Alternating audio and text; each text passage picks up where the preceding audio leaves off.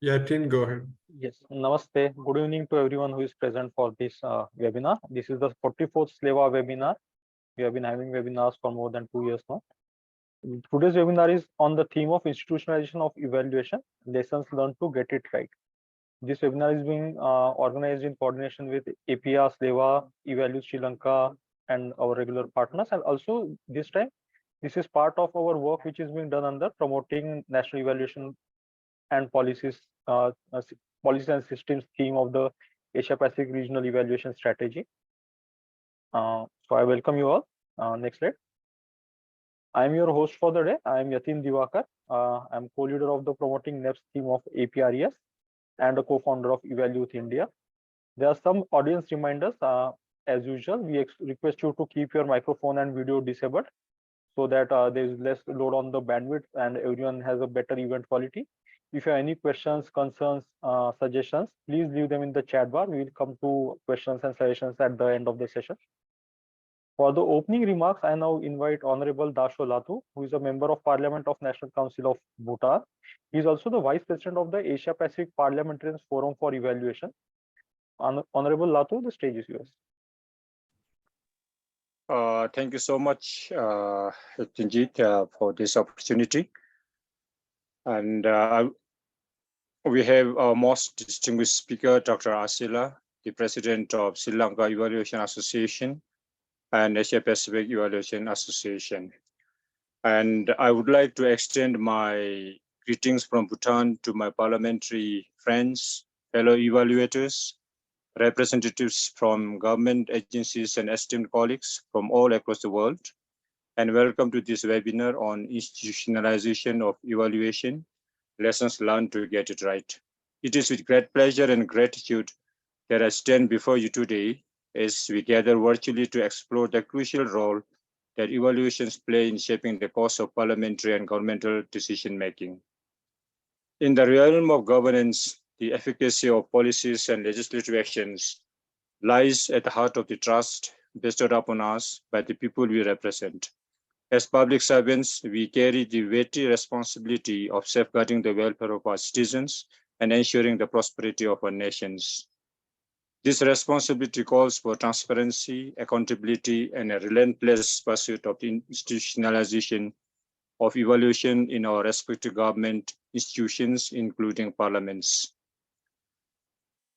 Evaluations are a cornerstone in the pursuit of legislative excellence and government functions. They offer us an objective lens through which we can gauge the impact of our initiatives, scrutinize the effectiveness of our policies and plans, and learn from both our successes and our shortcomings. By embracing the insights derived from rigorous evaluations, we not only enhance the quality of our governance, but also foster an environment of continuous improvement. Today, I think our honorable speaker will delve us into lesson learning on the best practices, methodologies, and the most current advancements in the evaluation techniques. In a world where challenges transcend borders, the exchange of experiences and lessons learned is an important catalyst for global progress, as well as to address pressing policy priorities in our respective countries. The institutionalization of evaluation not only will integrate evaluation practices into core functions and decision-making processes of an organization or institution, it would also help organizations to be more efficient and accountable.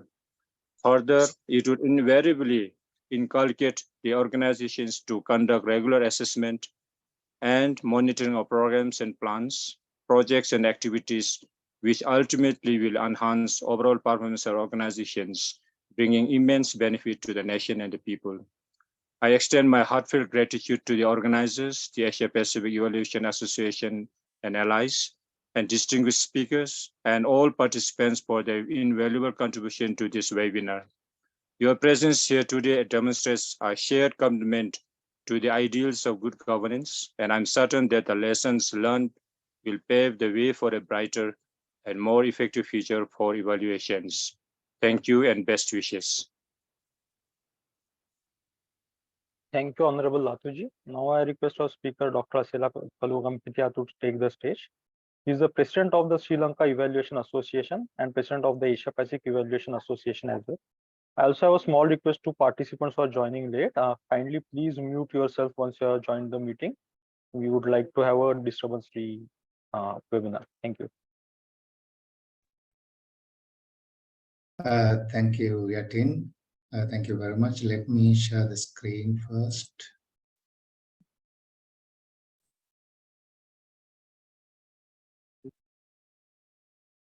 Amazing.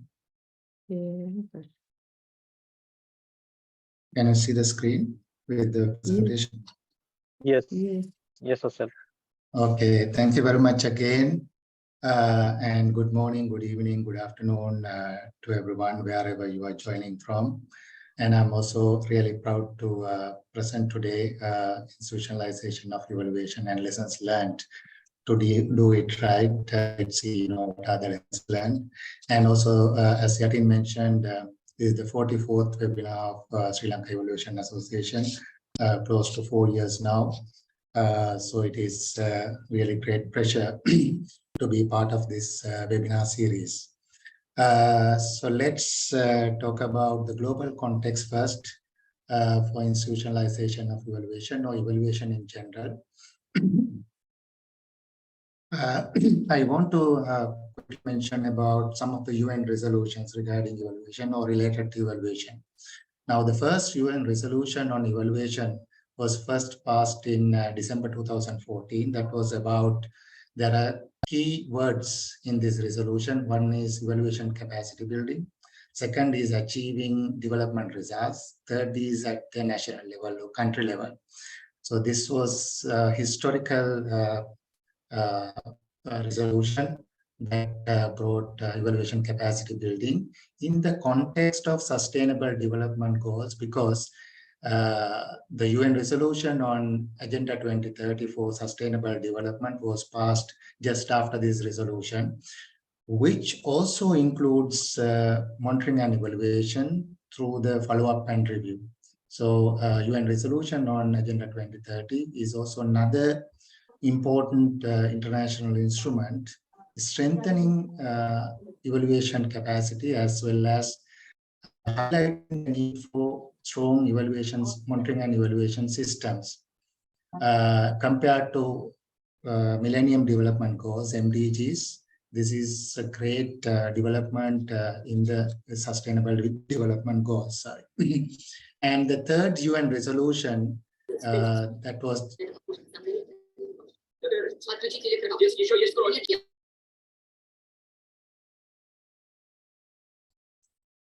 I can proceed, right?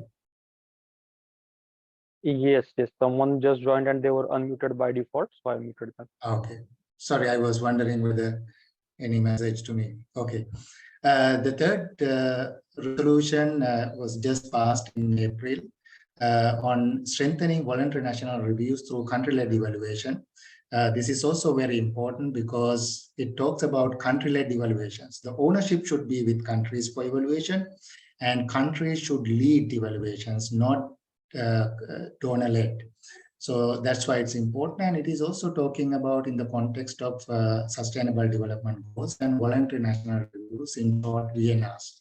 So these three UN resolutions are very important when we talk about evaluations, because these emphasize evaluation capacity as well as national evaluation systems and country-led evaluation systems and country-led evaluations. So that's why it's important.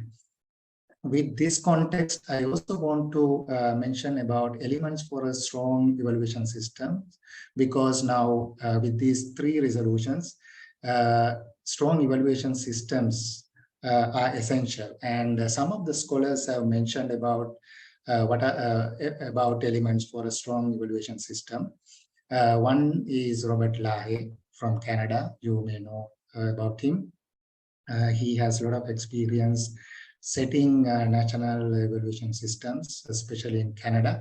He spoke about building blocks. One is vision of leadership, and enabling environment for evaluation, and also technical capacity to supply demand evaluation. So you can see, even to supply and demand evaluation, there should be a capacity. And with these four building blocks, we also spoke about political will for change and MN infrastructure. I think these building blocks, there is no doubt that these building blocks are very important for a strong monitoring and evaluation system or evaluation system. And then Holbert and Renard mentioned about 6 characteristics. One is policy, evaluation policy. So there should be, in a strong system, there should be evaluation policy and defined methodology. So we know what are the methodologies used to conduct evaluations, and the organization, what is the institutional setup for monitoring and evaluation in that country. Capacity, as you can remember, Robert Lahe also mentioned about capacity to demand and supply evaluation. These 6 characteristics also include capacity and participation of stakeholders. So it's not that one organization conducts evaluations or own the evaluation system. Stakeholder participation, including the beneficiaries, are very important, and use of evaluation. We all know that even the world-based evaluation reports are available, evaluations are conducted, quality evaluation reports are available. If those are not used, there is no point conducting evaluation. So use is very important. So these 6 characteristics include use as well. When it comes to global evaluation agenda, launched during the International Year of Evaluation 2015, as part of Eval Partners Initiative. This was developed through a consultative process through 92 countries, consultations, as well as some participation from WOPES, United Nations, and other stakeholders. Develop this.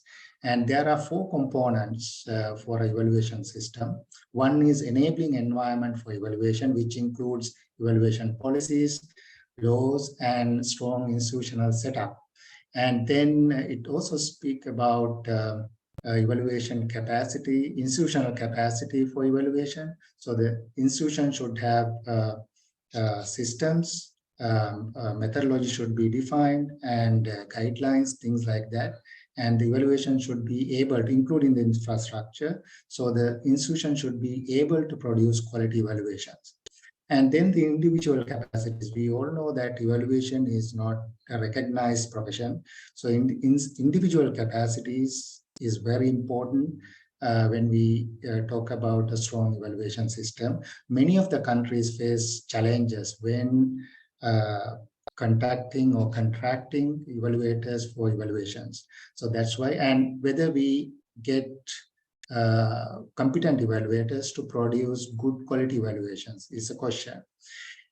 And the 4th component is interlinkages of all these 3: enabling environment, institutional capacities, and individual capacities. And what is the interlinkages among these 3 is the 4th component. So global evaluation agenda. This is actually developed for 2016 and 2020. The next iteration of the global evaluation agenda is still coming up, not published yet. But I think these 4 components are still valid when it comes to strong evaluation system. Now, there are some also studies, especially mapping on national evaluation policies and systems. I want to mention very specifically about global mapping on national evaluation policies and systems conducted by the Parliamentarians Forum. First in 2013, 10 years ago, very brief study, but covering 115 countries that time. And I think this is the first study covered over 100 countries, or so many countries, regarding evaluation policies and systems. And that revealed only 20 countries have evaluation or endorse or formalized national evaluation policy at that time, only 20 countries, 10 years ago. And this was repeated in 2015 with 109 countries, which revealed that there are 27 countries having endorsed national evaluation policy. This study covers not only the evaluation policies, but also the institution which is managing the national evaluation policy and evaluations. So there are interesting findings from each of these studies. You can go to the reports. Reports are available online. And even if you need specific links, we can send after this webinar participants if you request so. And then the third study in 2021 covered 113 countries. This is the latest report. And these are the key findings of the 2021. 35 countries have a national evaluation policy, formal national evaluation policy. 21 countries, they don't have national evaluation policy, but still they conduct routine evaluations. This is a very interesting finding because sometimes we promote that national evaluation policies are very important to have evaluations. Regular evaluations, but there are countries, no evaluation policy, but regular or routine evaluations are happening. And then 10 countries are awaiting legislation. They have the draft legislations, but they are still waiting for that to be enacted. And 7 countries have sectoral evaluation policies because some countries, there is no national evaluation policy, but like health or education, some of the sectors have evaluation policies. And 4 countries have subnational level evaluation policies. So this is the summary of mapping on national evaluation policies and systems global studies conducted by the Parliamentarians Forum. Now, Asia Pacific Evaluation Association also conducted annual studies. Yatin is part of and also co-leader of this team conducting the study on this is the theme is National Evaluation Policies and Systems, where Yatin is a co-leader, and it started to 2021 to conduct a study on status of national evaluation policies and systems in Asia Pacific region. And it also reveals only few countries have endorsed evaluation policies, and it was repeated in 2022. And I know that this year study is also going on, but the report will be published towards the end of the year. And the other important study regarding this conducted like 8 years ago, started at least 8 years ago, especially regarding evaluation systems and SDGs. Conducted by UNICEF with some other organizations, and they covered 7 countries. And interestingly, this was initiated in Asia Pacific and covered 7 countries: Indonesia, Malaysia, Mongolia, Philippines, Sri Lanka, Thailand, and Vietnam, looking at various aspects of a strong evaluation system. Also, it reveals that some of the countries have good elements. At the same time, there is a long way to go, all of these countries, to have fully established evaluation system. Now, going beyond national evaluation systems, some scholars spoke about institutionalization of evaluation, and there are some studies about that. I want to bring some thoughts about these studies and what are the findings and recommendations from these studies and what we can learn from studies on institutionalization of evaluation. The first formal study on institutionalization evaluation was International Atlas on Evaluation. I'm sure that most of you know about this. The first study was conducted in 2002, covering 19 OECD countries and looking at 9 criteria. These are the 9 criteria. And then they repeated the same study after 10 years in 2012, covering the same countries. What is lacking in this study is, they cover OECD countries, which are mostly developed countries, and Asia, only Japan and 1 more country included. Not many countries, mainly Europe and North America were covered. They looked at evaluation mentioned in the policy domain, that is 1 criteria, and whether there's supply of evaluators specializing in different disciplines That is the second criteria. And discussions and debates on evaluations that leads to national discourse, whether there is this discussion media and other levels. Fourth one is about national evaluation society exists. So they did not look at the role of the evaluation society and whether they played, but just look at whether the evaluation association or society exists. And fifth one, institutional arrangements exist in the government for conducting evaluations and disseminating their results. Both aspects very important, and whether there is this government institution directly conducting evaluations. I think this is also important aspect when it comes to country-led evaluations mentioned in this UN resolution I mentioned in the first slide. And institutional arrangements in the parliament for conducting and disseminating evaluations exist. So this is something we need to discuss, whether we expect the parliament to conduct evaluation or at least use evaluation. If we expect parliaments to conduct evaluations, that may be a different role for them, but at the same time, at least if the parliament or parliamentarians or policymakers use evaluation, that is the most important part. And pluralism exists within each policy domain. That is the seventh criteria. And eighth criteria, evaluation activities occur within the supreme audit institution, whether audits include evaluations or evaluation aspects, or whether they look at with evaluation criteria. And then last one, evaluations focus on outcomes or results. These are the 9 criteria looked at. I think these are important when we talk about strong evaluation systems or institutionalization of evaluation.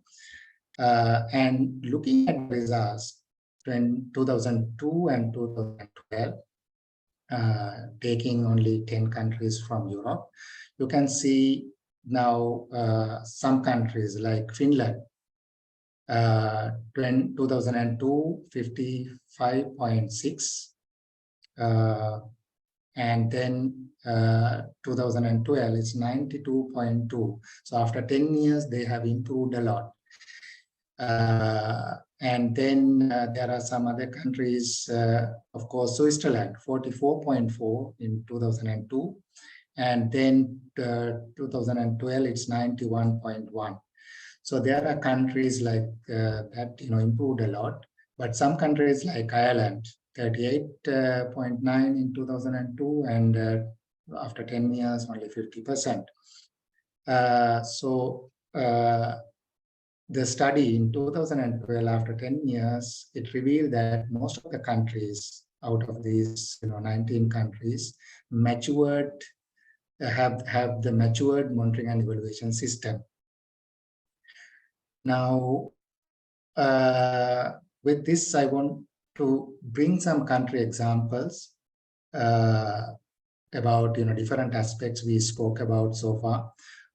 One is evaluation in the national constitution, because some countries, very interestingly, include evaluation in the national constitution. From this region, Asia Pacific region, it's Nepal. Nepal has very strong monitoring and evaluation, not only evaluation, monitoring and evaluation components in the national constitution passed in 2015, their constitution. And then Morocco, even before Nepal, they had evaluation in the constitution, section 70. And Ivory Coast, following the Nepal example also, included constitution in 2016. And Switzerland, of course, have evaluation in the constitution. You can see that in the global atlas, Switzerland has improved a lot within 10 years time. Those are the components actually they have improved. One is this. At the same time, I want to say that Nepal and Ivory Coast parliamentarian champions took the leadership in inclusion of the national constitution. When it comes to national evaluation policies, Sri Lanka has a national evaluation policy passed in 2018. So in 2013, 15, the global studies, Sri Lanka is not included because the policy was passed in 2018. Philippines passed the National Evaluation Policy Framework in 2015. And then South Africa has National Evaluation Policy Framework approved by the government, and Zimbabwe, also the president approved, I think 8 years ago, the national evaluation. These are just examples. There are many examples. There are many countries having national evaluation policies, so endorsed policies. And laws on evaluation, Japan is a good example, 2001 Evaluation Act. In Japan, actually, the institutions, public institutions conduct evaluations and submit to the parliament. That is very interesting. And Kyrgyz Republic, 2014, passed a law that all the laws and policies passed by the parliament should be evaluated. And Sri Lanka has a national draft national evaluation bill, very comprehensive one, proposing to have independent evaluation commission, and all the ministries and departments should have 3-year evaluation plans and conduct evaluation. This is the draft bill. It is not yet approved, but government is now taking the lead in processing this. These are the examples. And institutional setup, when it comes to, we spoke about, under these elements, institutional capacity as well as organization setup. South Africa is one example, Department of Planning, Monitoring and Evaluation. This is under the presidency, so they directly report to the president. At the same time, evaluation reports, this department conduct evaluations, and evaluation reports are submitted to the cabinet and the parliament. This is a key feature of the department. And then Philippines National Economic and Development Agency, NEDA, is the responsible government institution for evaluation. They conduct evaluations. At the same time, in 2021, they publish national guidelines for evaluations. Very interesting. Nepal National Planning Commission is covering planning, monitoring and evaluation, and very strong institution. They have also very comprehensive evaluation guidelines, 2010, 2013, and also 2018. This is the most comprehensive guidelines for evaluations I have ever seen. I think these are good examples for us. And then when it comes to the parliament, Sri Lanka Parliament Select Committee on Evaluation, this is one of the rare examples, parliaments having special committees for evaluation. So the question is whether this is enough to say evaluation is institutionalized. When we say, okay, these countries have laws, policies, and evaluation is in the constitution, whether we really see that countries having evaluations conducted, evaluation reports are available, evaluation findings and recommendations are used for decision making. And then based on that, there are a lot of improvements in the country for the economic growth and development in various aspects, health, education, and all. Of course, we see that there are a lot of things to be changed. With this, I want to share the example from Evaluation Globe, the framework for institutionalization of evaluation. This is the most recent and the most comprehensive evaluation, institutionalization of evaluation framework. And there are 3 main domains under this: institutional structures and processes, political system, in short, and acceptance, social system, and system of professions, professionalization of evaluation. And under each one, there are, criteria. Political system, evaluation regulations are covered, like evaluation laws, national decrees, or sectoral regulations. And then parliamentarians and national audit structures. If you remember, Evaluation Globe also look at the audit structures. And then the organizational structure for evaluation, the organization is set up, we spoke before. And then evaluation practice and use. What are the sectors evaluations are conducted, carried out, and the frequency and who use evaluations, things like that. And then social system, this is very interesting in upcoming slides as well. Whether the civil society use evaluations, whether the public perception and public discourse about evaluations, participation of civil society in evaluations, and demand for evaluation by civil society. These are the 4 areas, 4 criteria. And then professionalization part, whether there are academic study courses and training programs, whether there are journals and communication platforms for evaluation and professional organizations, and then compliance to standards and quality regulations, obligations regarding evaluation. So these are the components included in the framework for institutionalization developed by the evaluation group. This is actually from Center for Evaluation, University of Saarland, Germany. This was published in 2020, and based on that, the framework, they conducted first study in Europe. It is called Evaluation Globe 2020. Professor Stockman and Professor Mayer and Lena Taube are the editors. And this includes 16 European countries and the European Union as, different chapters, separate chapters, covering these 3 dimensions: political, social, and professional system. Then in 2021, the study on Americas was published, covering 11 countries, both the North and South America.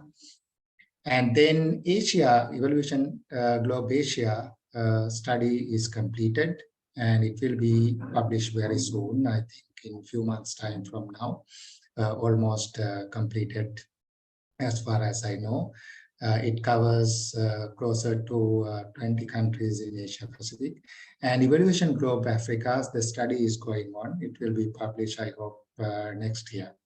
And these studies are based on the evaluation framework we spoke about. So all the countries have been analyzed regarding institutionalization of evaluation using this framework.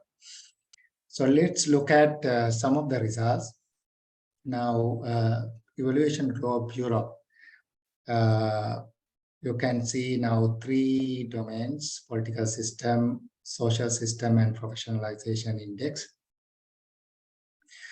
When it comes to Europe, Switzerland has the highest score for all 3 domains. Sorry, all 3 domains. So the political system 0.93 out of 1, and professionalization index 0.94. And then looking at the social system, it's only 0.4. There are some countries, even in Europe, for the political system, they have got 0. And professionalization, there are low scores, like 0.25 Portugal. But looking at the social system, if you remember, it is about civil society demanding evaluation, civil society participating in evaluation, civil society or citizens use evaluations. So all the countries, and of course Switzerland got highest, that is 0.4, only 40% of the total marks under this. And some countries 0, and some countries just 0.1. So this is the weakest out of 3 domains. In Americas, 11 countries. USA got the highest for political system, and then Mexico got highest for the social system, 0.5. And then Canada got highest for the professionalization, that's 100%. But even for USA, the social system is 30%. And Canada also 40%. So in Americas also, this is the weakest area, the social system. And then when it comes to Asia Pacific, including Australia, you can see that I'm not going into details, but political system is also weak. Most of the countries, got low marks. And then professionalization, Australia is the highest, but for the social system, highest is 30%. That is India and Korea, and all the other countries are less than that. So with these results, what is missing? So looking at these results in Europe, Americas, and Asia, of course, we will get results from Africa as very soon. Then it will be very interesting to compare these results between continents. What is missing? Political system and social system, political system and system of professions show some progress, as you can see. But as I mentioned, when it comes to Asia, even the political system is very weak. We don't have, proper laws in these countries regarding evaluation. Those are there, and professionalization is also weak. But all the continents, as you have seen, social system shows nil or little progress. Sorry. I think this is something for us to learn and look at and see what can we do for this and why this is happening. So this means people do not participate in evaluations, citizens do not demand evaluations, citizens do not use evaluations. So why it is happening? Whether evaluation community and other stakeholders raise awareness among citizens, whether it is a need that, raising awareness among citizens. And if citizens are not demanding or participating or using evaluations, whether policymakers will also, whether policymakers have some kind of motivation to promote evaluation. So that is one area we have to think. If citizens are demanding, then definitely policymakers also have to prioritize evaluation, right? And also promote a strong evaluation system. And the next point is about regulations, but not become precondition for regular evaluations. You can see that even the global mapping mentioned some of the countries, 21 countries, according to the 2021 study, 21 countries conduct regular evaluations without a proper evaluation policy. So that is also one area we can keep in mind. And organizational setting has not spread widely across the public sector institutions. Whether we have strong institutional or designated institutions and strong institutional capacity for evaluations is a question. Then parliaments and audit officers do not play a significant role for evaluations. Another area we need to think. Evaluation practice mostly operate without professionally recognized evaluators and in absence of nationally owned guidelines and standards. As I mentioned, some countries have strong evaluation guidelines, but some countries do not. But without guidelines, without standards, how can we expect quality evaluations? And evaluations are still donor-driven and not country-led. We have seen that. And academic courses. Sri Lanka has postgraduate diploma in monitoring and evaluation. That is very rare even in South Asia. But we need more academic courses if we talk about professionalization. How do we expect professionalization without the academic part? My last slide very quickly. It's about, possible areas we can think of, addressing these gaps. One is educating citizens on evaluation and value of it. Because if citizens are not aware of evaluation, if they are not demanding or using evaluations, that is an area we, as evaluation community and also other stakeholders, including the government, to think. And one area would be the the media to take action on educating citizens. I can give you one example, actually, good example, very positive example. Finland, they have the Sustainable Development Strategy, 25 years Sustainable Development Strategy, and they evaluated this strategy in 2018 because of the general election in the next year, following year. They evaluated the Sustainable Development Strategy because the government said the citizens should be aware of the results and success of the Sustainable Development Strategy before the election, so they can take informed decisions in the election. So this is a really good example how citizens can play a role and evaluations can be helpful. And demand from citizens will trigger definitely policymakers. If citizens demand evaluation, it will trigger policymakers to use evaluation. We also need to think about educating citizens on use of evaluation. That is very important. And mandate and resources for public institutions to conduct evaluations regularly. That is also regarding the institutional setup, and evaluation synthesis available for decision making. Now we expect policymakers or decision makers to take decisions based on evidence, but can we expect that policymakers read these lengthy evaluation reports? It's not possible. Definitely, we have to prepare, or evaluation community or evaluators or designated departments have to prepare evaluation synthesis and then promote evaluation academic courses on evaluation. So these are the possible areas to address gaps. Thank you very much. I know we have some time now to take questions as well. I'll stop here and Yatin, over to you. Thank you, Asela. That was a very interesting presentation, a brief overview of what has happened in the institutionalization of evaluation research field in the last couple of decades, where we are currently, where we are moving. The last part of addressing the gaps was the main lesson we wanted from the today's session, and that you have given us very well. As I see currently, there are hardly actually no questions in the chat. I will give people some time to think while I will ask you a couple of questions of my own to start off the discussion, and I can hope others to chime in with their own queries and comments over the next few minutes.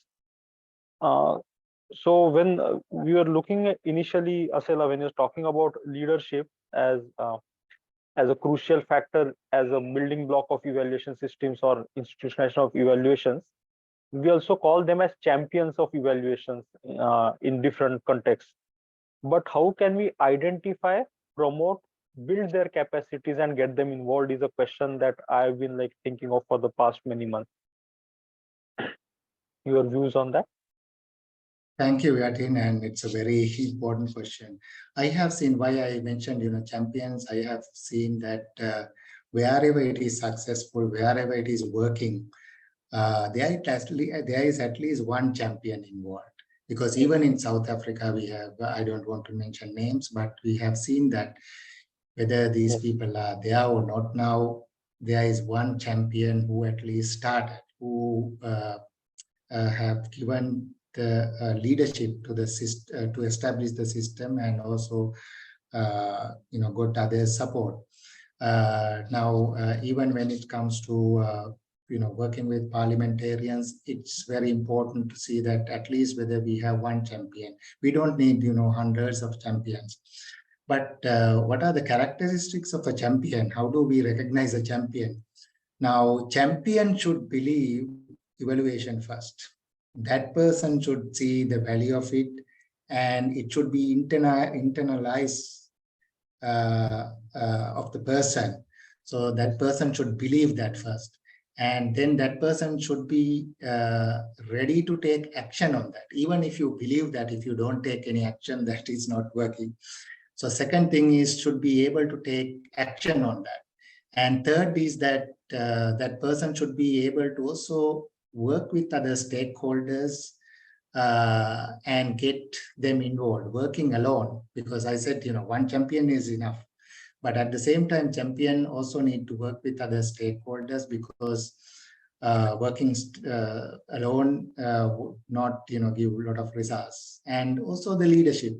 So working with stakeholders, giving the leadership is very important, because otherwise when working with people, getting their support and making them also believe in this, you need some leadership characteristics. Let me mention these 4 areas, but I have seen in most of the countries, most of the situations, these are the things worked very well. Thank you. Yes, thank you, Asela. There's a couple of questions by Sim Yasa on the chat. First thing, yes, we will share the presentation as a video. You will get the recording, which you can view on YouTube. Other question is how to join the evaluation globe study. How can we become, as individuals, become part of the evaluation globe study? Thank you. Yes, I think as part of this webinar series, after the webinar, all the registered participants get recording with the presentation. So I'm sure that organizers will send the presentation after this or the recording after this webinar. So you will get it. And if anyone wants the presentation separately, even I can share it, no issue. Regarding how to join the evaluation globe study, very important question, very interesting question, because now evaluation globe, one feature is that I said, each country has one chapter in the study. So evaluation globe, Europe has 16 countries plus European Union, so 17 chapters in addition to other main chapters. So each country chapter is written by people from that particular country. So evaluation globe leaders, they contact country people and get involved. I'm sure that I can also share evaluation globe contacts if anyone is interested and want to get involved. I'm not sure whether still there is opportunity to get involved in the Africa study.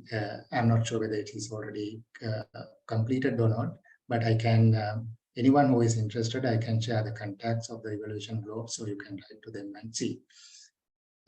Yes, that's at the same time, I will also suggest or request anyone who is interested in becoming a part of such studies, please join us at the Promoting NEPS theme of the Asia Pacific Regional Evaluation Strategy.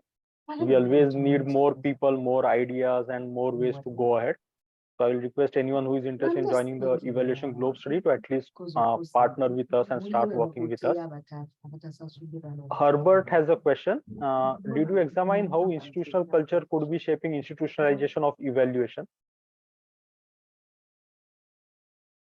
Yatin, can you repeat the question? Yes. Again? So the question is, did you examine how institutional culture could be shaping institutionalization of evaluation? Yeah, I think that is also very interesting, institutional culture, because it's not only institutional culture, even the culture in the society, how it works, and even culture, because even country to country it differs. Because now when we talk about conducting evaluations, and mainly the purpose of evaluation is learning and accountability, but at the same time we promote learning more than the accountability. These are kind of philosophical areas in my personal opinion. So you should be ready to learn from your own programs, own things. So that's why institutional culture, even the culture in the society, are important, because some institutional cultures there is no space for learning. There is no space, because always what we are doing is right. That is the culture some organizations have. So there are some principles even for evaluation system. That principle goes with the institutional culture, in my personal opinion. So I think we also have to look at these principles and see how to address these principles within the organizational culture. So it will be helpful for the strong evaluation, helpful for a strong evaluation system. Now, when it comes to the enabling environment, I think this institutional culture and the enabling environment goes hand in hand, because enabling environment is that not only the culture, I think that is also part of the culture, the leadership, the support from the leadership, the acceptance by the leadership to learn from evaluations, and also encouraging the subordinates or the team members to learn from evaluations, use evaluations, and then improve your own work. This is true for individual level, organizational level, and country level. Even individual levels, if we do not learn and improve ourselves, we can't go a long way, right? So that is the same thinking should be there in institutional level as well. That's what I can mention. Thank you. There's another question, very interesting question posted by Wan Nurul Hanani. It's more of a thought-provoking discussion that can be started. They ask that what is the right entry point for academic courses for evaluation? Should it be an undergraduate course or a postgraduate course? Professionals will find it difficult to go back to college to do a full-fledged degree program again. So what is from your experience in Sri Lanka? You guys are running a course already. What is the best entry level for a course? Yeah, very good point. Now, professionals cannot go back to the school. Yes, that is true. And that happens a lot in many situations. So for that, now, even in Sri Lanka, as I mentioned, we have the postgraduate diploma in evaluation. So that is for professionals, but at the same time, we have made it, for professionals to undertake the course during weekends, because there is no issue for their employment and all. At the same time, now we have to see, when it comes to the professionalization, whether there can be bachelor degrees for evaluation for young and emerging evaluators or undergraduates. So then they are trained before they become professionals, busy professionals. They get their first degree in evaluation. We haven't seen this in academic sector. I have found one bachelor degree in Zambia. This is the only example I have found in evaluation. Other than that, we don't see this. But this is also one area we need to think. If professionals cannot go back to the school, at the same time, we need to see whether when people at the student level, whether we can have some bachelor degree programs on evaluation, so we can produce professionals through these programs. And the other option we are looking at in Sri Lanka is to include at least one module in bachelor degree programs, especially social science degree programs. So if we can include one module, all the degree programs, it doesn't only apply to social science, because now whether you are an engineer, doctor, accountant, or social scientist or economist, evaluation, monitoring and evaluation in general, and evaluation is very important. So all the degree programs can have a module on evaluation. And when they become professionals, they at least understand what is monitoring and evaluation and the value of it. So those are the areas. And I know that in many countries, it's not easy to have a full-fledged program, because you need to develop the curriculum, and it's a long process, and then approval process takes more than that, sometimes years to get the approval through the designated body as well. Yeah. Thank you. There's another interesting question, but we are also running out of time. And the question is about role of national evaluation policy in institution and conduct and use of evaluation. This was also something that I also wanted to know more about, that we say that there are some countries where there is policy, and there are some countries which have some conduction of evaluation without having a policy. But does it mean that if there is a policy, there will be surely institutionalization and conduct of evaluation and all those things? Or have you seen cases where despite having a policy, things have not gone ahead because of other reasons? I think, yes, we need, I think, more studies, more research to see, what is the correlation. I mentioned, some of the findings came from these studies, especially from the global mapping. But when it comes to institutionalization, I think all these components are important because if we have as we discussed, the institutional culture at that time, and there is one champion who is really working on evaluations, even without a policy, evaluations can be, there. Yes. But the champion is not there, and there is no policy. Also, it is not continuing with other one, after that. But if there is policy, definitely the organization is bound to do evaluations, bound to conduct evaluations, right? But even if there is a policy, sometimes evaluations are not happening because all these components, the conditions we spoke about, the domains and the criteria are important to have full-fledged evaluation system or institutionalized system. Then only it will not depend on people. It will be institutionalized. Whoever is there, evaluations will continue. Yes. So there are some other interesting comments, but because we are running out of the time of the session, I won't be able to take them right now. But Asela, if you go through the chat, you might want to respond to them later on as well, or on chat right now while we are wrapping up the session. I now request Nabillah to come ahead for the closing remarks. Nabillah is a co-leader of EvalYouth Malaysia and a member of the APC Hub. Nabillah, the stage is yours. Hi, good afternoon and good evening to everyone from Malaysia. So yeah, thanks so much, Sri Lanka Evaluation Society, for having me today. And thank you for everyone staying up until the end. And it was a great discussion. It was a great explanation by Dr. Asela. And I believe that this shouldn't stop here when we discuss about the institutionalization. And I think in Malaysia context, when we mention about the challenges, the comparisons, we operate in the terms of different culture complex situation depending on the traits of the country itself and their own capacity.